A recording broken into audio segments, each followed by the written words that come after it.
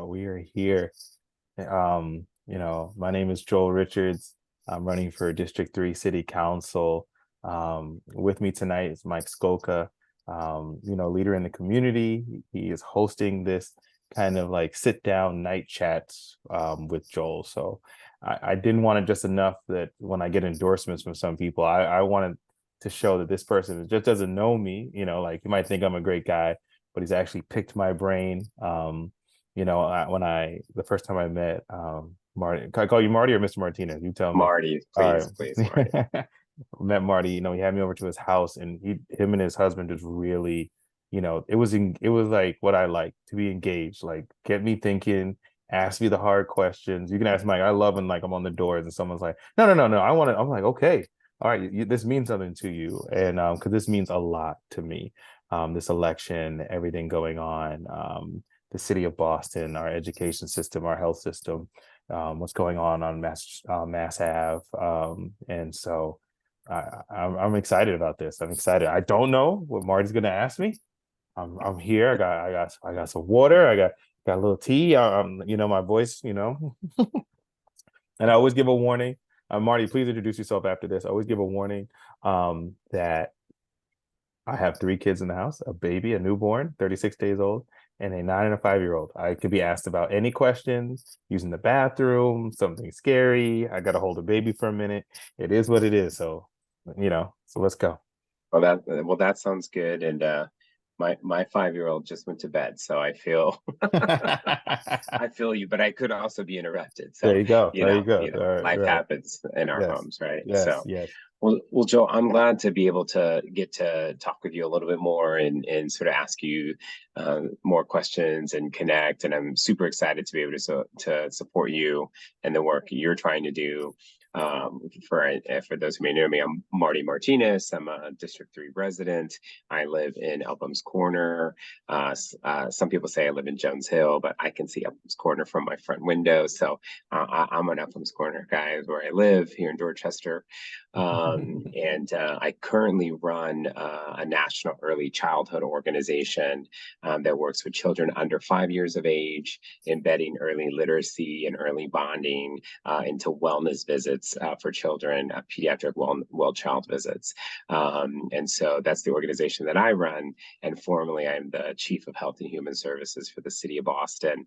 And I've worked on many of the pressing issues facing our city. So I'm excited to sort of talk to you about some of those issues, Joel, and thanks for being able to connect.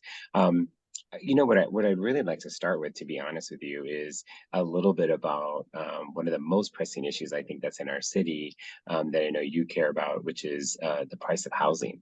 As we think about housing and we think about people being able to stay here, Joel, both you and I have a family, we have children, and we, love this community. You being here and for a long time, and me living in the city for about 25 years myself. Wanting to stay here really is connected to the ability for me to be able to afford my home, and that's for many people who want to stay in the city. So I'm really curious as to like, how do you think about affordable housing, and what do you think are some of the solutions that we as a city need to tackle when we think about creating more affordable housing here in Boston? I do enjoy this question because it's near and dear to my heart. Um, so there's an immediate thing we need to do, and then there's a long-term goals we need to set.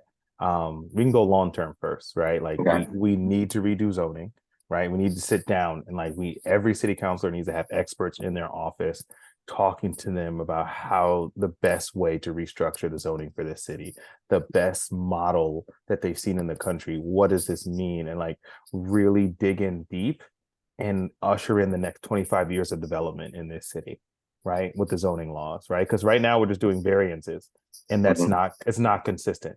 You can go from neighborhood to neighborhood, and I know you know this. There's different complaints about different variances. Oh, we don't want this or we want this, and it's very complex. That's why this is a worthwhile time to really sit down, hash this out, and the city council and the mayor and all the housing experts and vested people in the city really coming together and getting that accomplished, right? What does that mean for the future, right? Then two, it has to be using every planning dollar we have for comprehensive planning. How Mike Skoka and I actually met was around this issue of comprehensive planning, right? We're like, we want to see a plan on where buildings are going. We want to see a plan for how roads are going to be developed around the buildings that are going, right?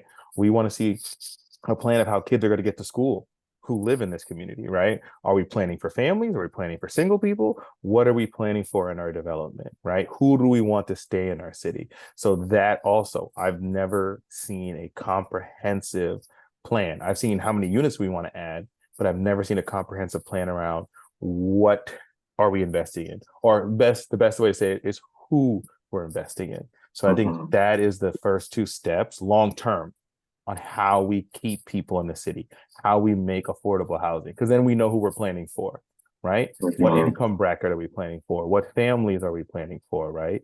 Do we need 3 bedrooms or 4 bedrooms? Do we need townhouses? Do we need lofts? Do we need small little cottage houses? What do we need, right? And then with that plan, also considering climate change, also considering green space to like I live in Fields Corner and I know where you live too in Upham's. We have problems with flooding, right? We Yep. have our water table is off because we haven't had the right comprehensive planning around our development, because we haven't thought about who we want to keep in our neighborhood, right? Mhm. And so these like it shouldn't be normal. It shouldn't be a normal thing for everyone in Dorchester to have sump pumps in their basement, right? Like after a Mhm. rainstorm, all you hear is right? Like I have great videos of my kids playing with of my youngest playing with a sump pump from my neighbor, right? Like this is that's fun. That's it should not be a part of Right. growing up in Dorchester, right? Like Right. that is not. Or like, there's people over in Adams and Gallivan this weekend that I met. They were like, 4 of our houses just flooded and we have serious damage in our basement, right? Um, we just did a major project in our yard personally to combat the water going into our house to protect our investment long term. That's everyone on our Mhm. street, right? So that's the kind of long term planning I want to see for that, right? And then when it gets into it, like subsidizing, and also, like doing the like where we're doing the lotteries, where we're making housing for middle income people, we're making housing for city workers, we are making housing to help people get out of poverty, right? And to Mhm. sustain housing. So that has to be our long-term goal in all of these rewriting of the zoning rules and rewriting the variances. So that we're not just relying on variances and putting up what we can at this time, but we're actually have Yeah. a long-term trajectory. But in the short, what I want to do in these next 2 years, if I get elected, is I want to write policy where the city is actually purchasing rundown houses, abandoned houses. On my street alone, there's 2 vacant double lots that haven't been lived in for over a decade, right? And I want to see the city actually purchasing these, hiring project managers to create projects around these properties, where we're encouraging smaller developments, smaller developers to actually come and actually try to entice the neighborhood to accept their project, right? To do actual community engagement and community development, so the neighbors and people like me and yourself could decide who our neighbors are, and could decide what kind of projects we want in our neighborhood, right? So like it's not just feel like some outside person is coming in and doing this, but we actually everyone has some buy-in on what's going up in their property. But like every neighborhood I've been in District 3 has a considerable amount of just abandoned houses, Yeah. right?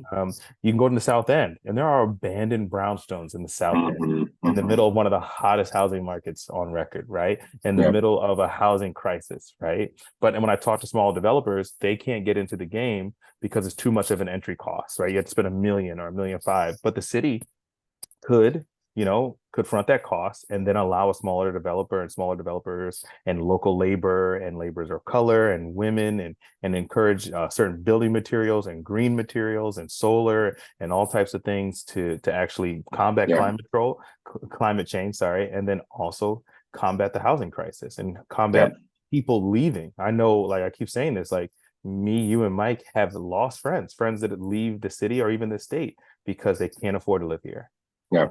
Yeah. Because No, I really appreciate what you're saying, Joe, because I think that what you're giving voice to is that there's a lot of complexity around the lack of affordability of housing, Yes. right? Yes. I mean, Hmm. we can talk about production, and all the challenges around production. We can talk about, what is affordable and what that price point is and what happens. We can talk about planning and community process, and I agree. We need a little bit of all those things, right? I Right. mean, we need to be able to have more comprehensive planning. We need to have ways to incentivize production. We Yes. need all those pieces, right? And to figure out how to do all of that, I think the city has to be bold, Mm, and has to mm. tackle that in a really critically important way. And I think obviously, revamping our zoning is going to be so important to not have some intentionality around it, and to think about what it actually ends up looking like. So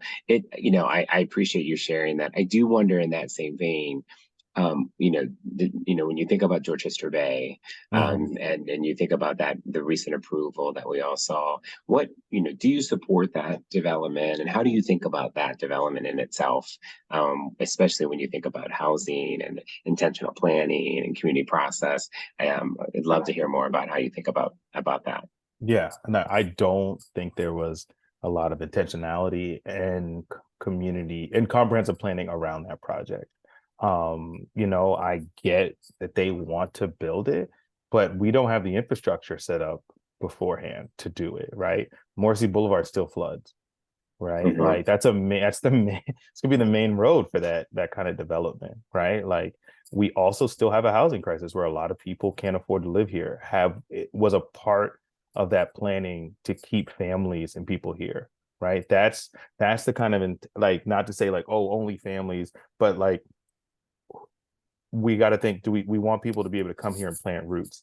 Is that the kind of development that causes that to happen? And I don't see that in that. And then also we haven't talked about a new school for that area, right? Yeah. We have, right, the Devereux and McCormick are there. We haven't once talked about, you can ask Mike. I was on a call with the main developer for that, and I was asking him, would you be willing to build a new school? He said if the city wanted to sit down and talk about that, that's something I'm willing to do. But we haven't talked about that yet, right? That's we haven't talked about building a campus for all of Savin and that part of Dorchester to be able to send their kids from K to 12. There's enough space over there for that. We haven't talked about a hospital, right? A new hospital over there, right? Like this is the kind of, and then also what is zoned over there now? Like that's why we're doing variances, we're doing project based, but we're not comprehensive planning around what we want this city to look like in the future and who we want to be here, right? That sounds like a great, just big project, and I'm just not sure it fits into what majority of people in Boston want or need, right? And that's and we're here, right? And we're investing and we're making this work, and we weren't involved in that, and so that's disappointing, and something that could be so big and could have been so monumental to the change of this city, if that, yeah, Mhm. yeah. Yeah, I know. I thank you for sharing that. And I think, in the spirit of wanting to have, um, you know, community process, and as someone who's actively involved in a neighborhood association myself, I will say I think, you raise all those important questions. And although I think from where the project started to where it is today, we've seen improvement, Mhm. I think in that design, and I think a lot of that's been driven by some community pressuring and some other pieces. But but that's part of the problem, right? I mean, part of the problem is process doesn't get us, it gets us, incremental, Right, right. change, and that infrastructure, to your point, isn't there, to be able to support what needs to be there. So it is a healthy balance to figure out how do we not displace people, and how do we take property that, is so a valuable asset, right? We don't have big slams of property in Boston. And so how do we think about that? So I appreciate you sort of sharing how do we expect even more, right? How do we expect Yeah. and raise our expectation of what we can do? And I appreciate that on from your end. But now that it's coming, what do we do? Like, I mean, I guess I'm curious about that from your end, right? It's got approval. It's marching down the street. How do we still try to get what we think we need, from the project as it, looks like it's inevitable. Right. And so, I know like there's supposed to be money given towards other projects from there. So it's like, Right. where do we best utilize that money that's going to be given invested back into the city? And how do we mitigate the things that we know are going to happen from there? How do we improve our water table? How do we improve our transportation? And then I would love to use a lot of that money to do my plan to purchase, a lot of these rundown houses, a lot of these abandoned properties, get them out of probate, pay off the debts, take them over, and actually use that money to keep Bostonians here, to keep young people and families here, right? Like in post haste, like I mean, like let's do this like yesterday, right? Let's take those funds. We know it's coming in, and let's start, right? That I really like. I met a mother the other day in tears that her son moved to Texas. She was like, I raised him his whole life. He has a great job. And he's like, I can't start a family here. I gotta go. And then I told another mother that story. She started crying because she was like, yeah, my daughter just moved to Missouri. Missouri. She's like, I never didn't even know that. Like, I knew what it was, but I never thought I'd be a place I'd have to go to visit my grandkids. And so, like you said, the displacement. Let's now work on how we mitigate displacement. Let's now work on how we mitigate the climate crisis through this. Let's now work on how we fix traffic through this. If they're going to come and they're going to be there, let's not fight them. It's done, right? Let's Yeah. work forward, right? Let's Right. say, okay, well, you're going to do this. We need to lift Morrissey Boulevard, right? Mhm.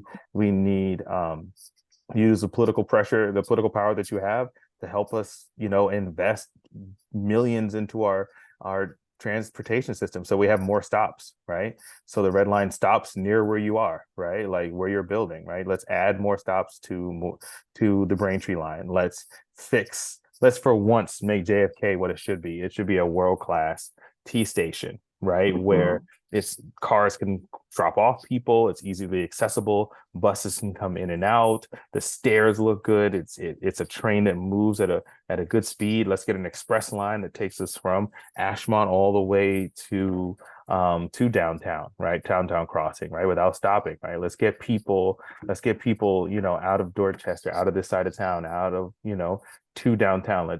Let us, if you're going to be this big behemoth, at least come with some benefit for the rest of the community. Yeah. I'd Yeah. say, right? And let's Yeah. work together, right? Yeah. Let's I won't ask you to fix the T as a city I'm asking for councilor. everything. I'm asking for everything, Marty. I Nope, won't ask you nope. to fix the T. I said it to the mayor when she was running a couple of times. I'm like, I'm not sure you can fix the T, but No. so, I'm not going to ask you as a city councilor to fix the T, but Could I actually talk about that real quick? yeah. So it's a very unique position. Whoever wins District 3 gets to be on what's called the Morrissey Boulevard Leadership Council. So you have to actually meet with Stephen Lynch, Nick Collins, Dan Hmm. Hunt, um, and actually work on where the Build Back Better money goes. So Hmm. very uniquely as a city councilor, you can influence your state senator, the state rep, and your congressperson to actually fix the T, right? Like Hmm. I do. That's one of the reasons my wife lets me out 7 days a week, right? Like to Hmm. be able to actually influence the transportation and the infrastructure of this side of town, of Dorchester, of the South End for a long time. Yeah. Right. Yeah. I'm not getting younger, Marty. You seem to be. Every time I see you, you look younger. But the it's one of those things where I don't feel like this kind of money will ever be available to do Right. those kind of projects ever again. Right. So Right.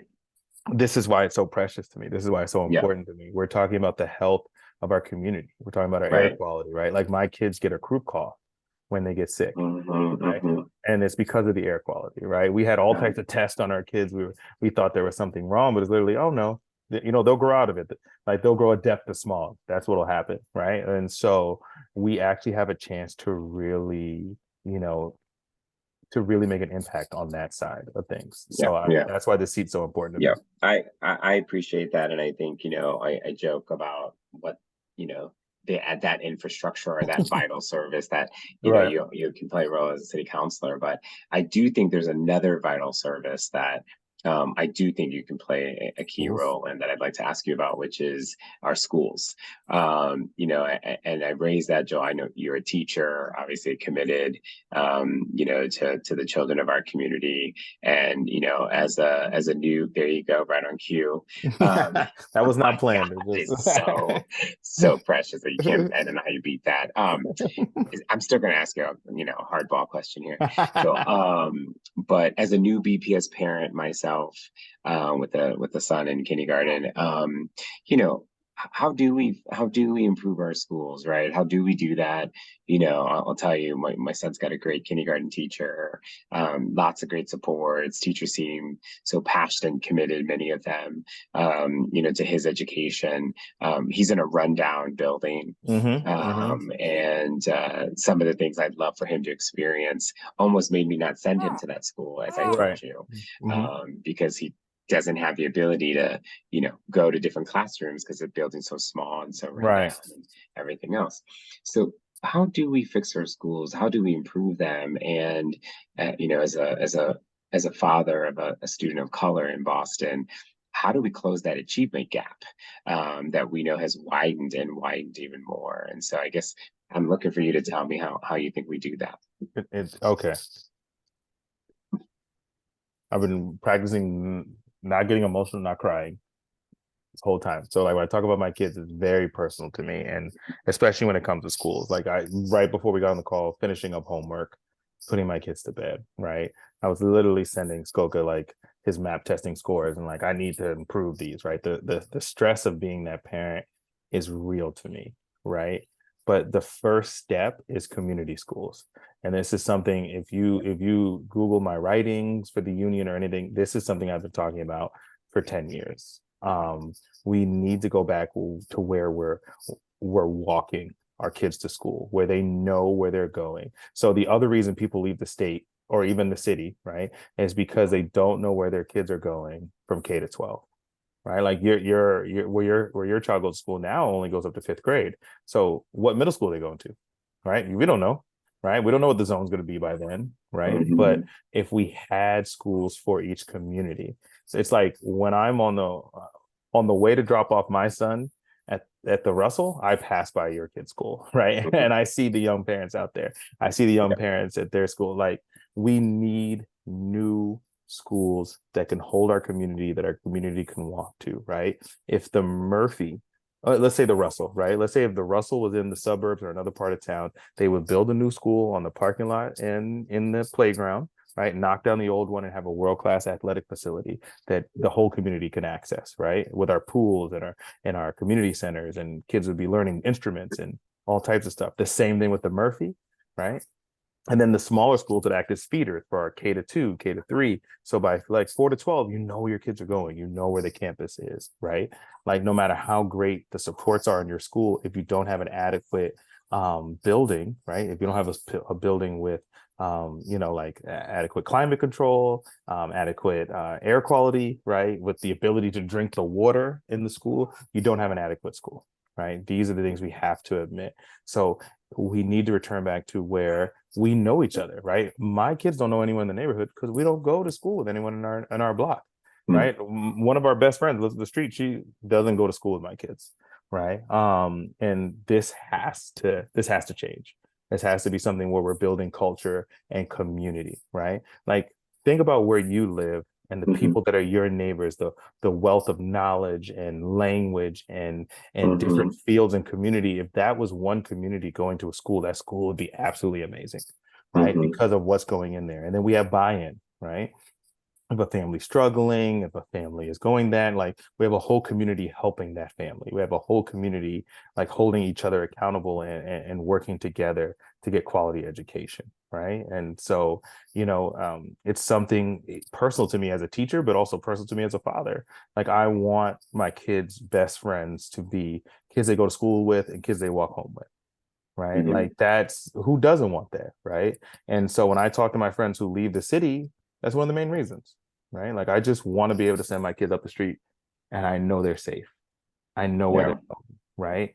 And Bostonians need that to stay in Boston, right? Mm-hmm. Bostonians need that for everything that you're saying. Like we both have children of color, and if we want to close that achievement gap, we need to have a community that's focused on that, right? Not a school that's far away, not a school that has kids from here and here, right? We always say we spend the most per pupil, but that money's going everywhere Right. in the city, right? Like it's not staying in our neighborhoods, right? It's not being there. And we just need more resources, and we need great high quality schools Hmm. that are Hmm. safe and modern and reliable, and no more window unit air conditionings, right? Mike and I can't take it. We can't, like it's just too hot, right? And then in the winter, that cold air just whips That right under cold the door. draft, Oh right? my That cold lord, right? draft. That cold draft. Right. It's also Like, that they're constantly retrofitting everything. Yeah. It needs to be retrofitted. and And you think about, yeah. let's fit like beforehand as opposed to all the retro After. that's needed. After, yeah. Right. And then I would say, Right. like, a crazy fact is that we haven't had a new school on this side of town, a new public school, since 1971, 1972. Hmm. Right? That shows Hmm. a huge lack of investment on that part. You cannot close the achievement gap without a modern school. We have to be there. We have to be honest that. Like when we like even further, like I got a lot of questions about like on the doors and when I'm talking to people about like teen violence and like teens causing issue. We don't have after school.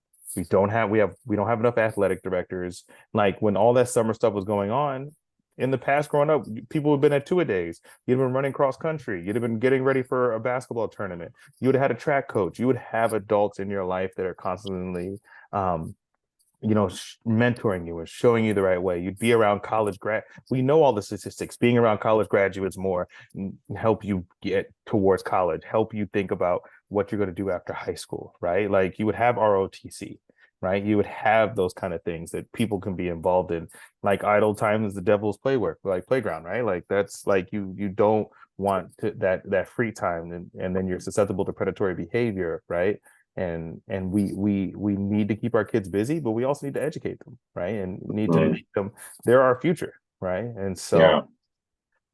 yeah, obviously something I talk a lot about, so I'm Yeah. pause, but like this is No, I get it. yeah, if you one of those things, if you ask me what I want to do in my first 2 years is unite parent groups in Yeah. this what among all of District 3 and build new schools here, right? Right. Build our K-8 campuses, build our high school campus. So we're not doing this zip code fight that, Dorchester, Upham, South End, we have high quality high schools that people want to go to, right? Yeah. That are launching kids off into whatever career they want. We have a trade school where kids could become, let's become, or we have an IT school too, where kids can go off and right into the work world and Yeah. start have a portfolio and start IT jobs right at 1920, because that's what's happening in the suburbs.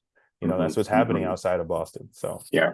It does feel like we have to be, and I think we talked about this when you were at my house, that we have to be bold and we have to be willing to potentially not always do the politically popular thing, that maybe feels like the right way to go. And if you think of, how many superintendents have we had over the past several years? If you think about some of the challenges that they have faced, whether you support them or not, many times it has been either in an attempt to be bold mm, or a lack of boldness that mhm. has ultimately made them be unsuccessful or not be able to achieve what's needed. And I think the jury's still out on whether or not the current administration is going to be able to chart a different course. But I do think, to your point, we have to think about our facilities. We have to think about community. We have to also not drive community versus community, to your point, right? Mhm. And I'm going to come to that because I think District 3 is in a unique place where there's lots of communities in District 3, Yes. right? And so how do we think about that? So I think that's a key element of that. But I'm excited about your experience with our schools, and as a new BPS parent, who's getting more involved in our schools, not as a city official, which I did, but now as a parent, Right. I'm eager to have a city councilor who understands the complexities that parents are going through. Yeah. And so I appreciate that piece. I do think related to it is when we think about the issues that are impacting our community, I did wanted to ask you, obviously, our schools are in the news a lot about a lot of different challenges, but today in the news had to do with our city council looking at once again revisiting the challenges at Mass and Cass, and the consideration of the mayor's proposal that she put on the table. You know, needless to say, as you know, Joe, I have lots of opinions and thoughts about Mass and Cass, but I am eager to hear what you think are some of the solutions. I don't think there's a singular solution, but some of the strategies you think that the city should be tackling or taking on when it comes to the challenges that are at Mass and Cass. Yeah. Okay. I love this question, to be honest, because it is something that's been a huge part of my advocacy work. The fact of the matter is that for 6 years, let's say this, for 6 years, I fought to get a social worker in every school in Boston, right? We would take Black History Month, Black Lives Matter at school. And really, my big thing was more counselors, right? More counselors in our schools and more. And that for me, that meant social workers. Mike can tell you as a teacher, an urban teacher, they would teach you in grad school to keep a resource binder. A parent comes and says, "Oh, we're hungry." You would go in the binder, like, this is the list of all the food pantries. This is the list of this. And so it just made me say, like, oh, I'm acting as a social worker. Why don't we just hire social workers, right? Mm-hmm. And every school now has a full-time social worker. During COVID, the city council and was able to partner with, Black Lives Matter at school and the union, and like we got a social worker in every school. Some schools Mm-hmm. even have two, right? And I have seen miraculous things, right? We have seen them give job training for parents to increase their income, right?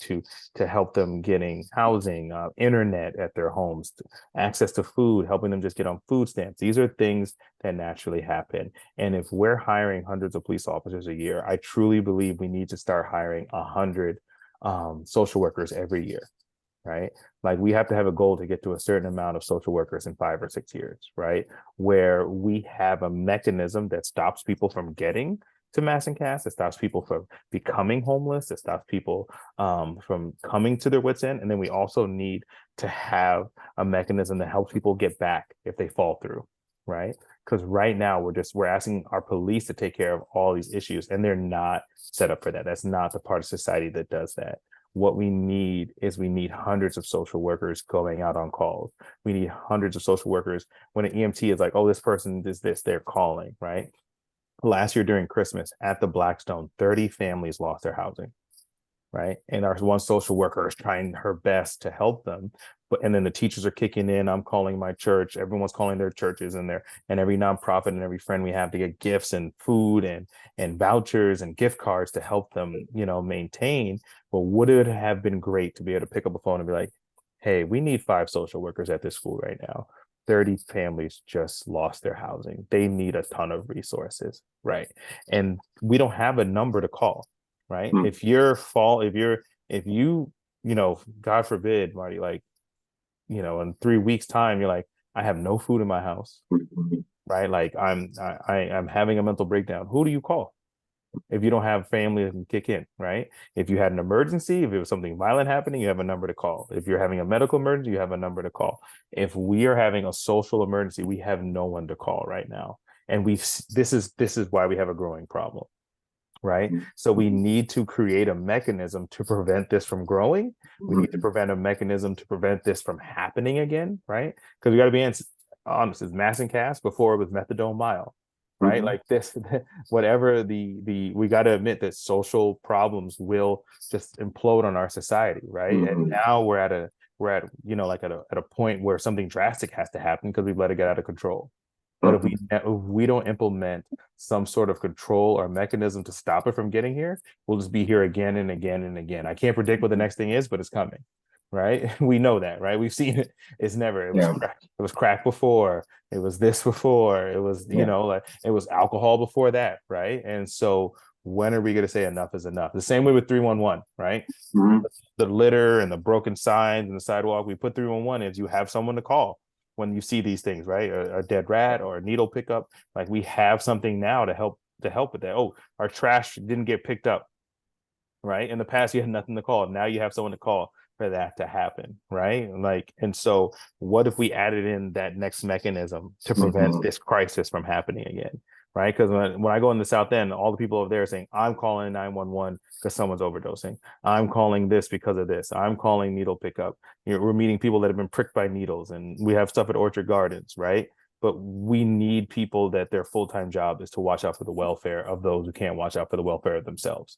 And that is like that would be one of my biggest, to use that bully pulpit to really talk about that, right? To open up my office to have those policy experts come in and really educate me on how to write policy and how to influence a city to have a more social awareness kind of policy and social awareness kind of city.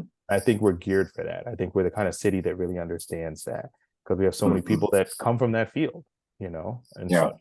so. No, I appreciate that, and I think there's no question more resources and are needed, and more people who are resourceful are needed in the mix. Not only do I know it as a government official, I'm on a board of a substance abuse provider, and we see it firsthand as we grow. I'll say from a city end, you know, much of the work that the nonprofit I'm involved in that's on the board, they get very little money from the city, very little money from the city, from the Public Health Commission or from the city itself. And so I think the city does need to look at how it's spending its money. As you talk about more resources and more people, I think the city does need to look at it. I also guess I just wonder if you have a thought about, and if you've dug into it or not. And luckily you're not a city council right now, so you don't have to be held to that digging in. But if you have a thought about the encampment removal proposal that the mayor has put out to the council, and more what I'm wondering about is, you know, I just read a couple hours ago the Globe article today that sort of laid out that, you know, the progressives think it's too harsh and not people centered, and the more conservative folks think, you know, we should be taking a harder approach, and we need more tools to clean up what's happening in Messingcast, which means they're all likely to vote against the mayor's proposal around encampments for different reasons. And shockingly, you know, it's a long, acrimonious failed hearing. So from your end, I'm just wondering, do you have thoughts about that, and what that means, and about the tents and the encampments, and what you might think about that from your end? It's hard to even get here because it's just a shame that we're here, right? Like, that's the first thing we really have to recognize, right? Like, how did we get here, right? Like, it's hard to even, like, now we're at like this huge, like pivotal or nexus event where we have to do something, right? And there's one part crying out like, this is too harsh, and another part like, what are we, like, we're at a point where something has to be done. And the fact of the matter is, all it points is that we need to put structures in place to prevent this from happening, right? It has to start today, right? Like, we can't wait another year. We can't wait another 2 years. That's why I'm running. Like, we have to start putting those structures in place, because like it's hard to even critique, because it's almost like, okay, I do nothing happens. I do something happens, right? Like, at least there's a movement, right? At least there's 2 days where we're not seeing it in that one spot. There's 2 days where someone's not dying or overdosing in that one spot. But then the other side, you're like, but you're not really fixing the issue, right? Today I met a doctor who was saying that, you know, at one time it was very good to arrest someone because the belief was at least you got them to go to detox. But then science pointed out that doesn't work for everybody, right? Just getting it out of their system, some people are just going to return back to it, right? Absolutely. Right. And then it's like, oh, cool, so now we need methadone, right? And that's when the methadone movement came in. And then we didn't put the counselors in place, right? So you just really had graveyards, right? And so then now that methadone has turned into this, right, has turned into the opioid epidemic for a lot of reasons. And I also want to point out one thing: if we had social workers in our society, I really don't think the opioid crisis would have been what it is, because they would have recognized it earlier and started advocating and making noise earlier. Like, oh, wait a minute, like, no, these prescription pills are causing a lot of issues. These things like this are causing it, right? So like, I recognize what you said. Thank God I'm not here, so I don't have to make a comment on what's happening. I didn't win yet. Put me in, and then I'll take my vote. But right now, what this points to is that we really need structures in place to prevent this. Because right now we're working backwards. We really are. We have no preventative measures in place, right? Like, but let's talk about it from everything we talked about tonight. The housing crisis. Oh, it's gonna really expose this opioid crisis, right? Because now people are housing instability. Let's go back to the schools that you talked about, right? Our schools, our resources we lack a lot of resources in our schools. Our schools are overcrowded, they're underfunded, right? And people are going from all over the city. There's no community to really help and support certain communities of people, right? Oh, now we have a bigger problem on mass incasts. And now, right, we have no social structures to keep people off of there and to help people get out, right? So now look, literally our two options are send the police into clear tents and move people, or do nothing. That is you got to really think, like, that's a crazy place to be. That can't be the options right on the table, right which I right think is part of the problem, that those are the options. That's our only two options. And so like we really have to take, like, you gotta like sometimes take a step back. I feel like that's a big thing in Christianity. Take a step back, right? And like, how did we get here? How are we here, right? Like, if you go to marriage counseling, which I've done, that's the thing. Like, how do you get here? Why is this argument starting? What's the real? Are you really arguing about this, or is it something else from like your childhood? Like, we really need to take a step back and like, how did we get here? Let's walk through that. This is once again where city councilors, we need to open our doors. We need to have policy experts. We need to have people like you that are working in public health for a long time come in and be like, you did this wrong, you did this wrong, you did this wrong, you did this wrong. Okay, let's start to make these corrections. No, I appreciate that, and I think you're supposed to give me softball questions, Marty. You're supposed to be a supporter. Right? I know, exactly. I'm gonna hold on to these answers, so I can say, "Hey, counselor, remember when you said this? This is what we need to do."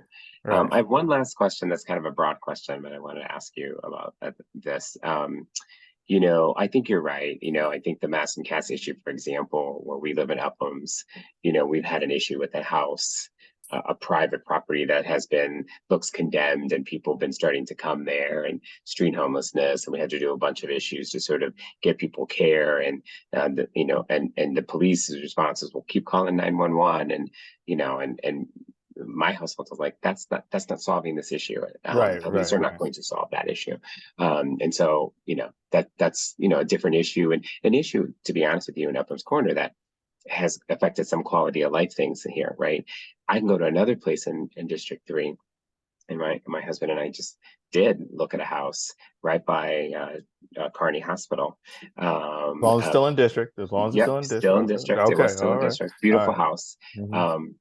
It's the same city, it's the same city council district, but they could be, light years away, thinking about some of the quality of life issues and some of the populations and some, the pieces that we love here around the diversity. It isn't there, and we end up obviously not buying that house and staying in the home we own now. But the reason I ask you this is I think District 3 is so broad, and there's a very diverse groups of folks and different needs and different populations, et cetera.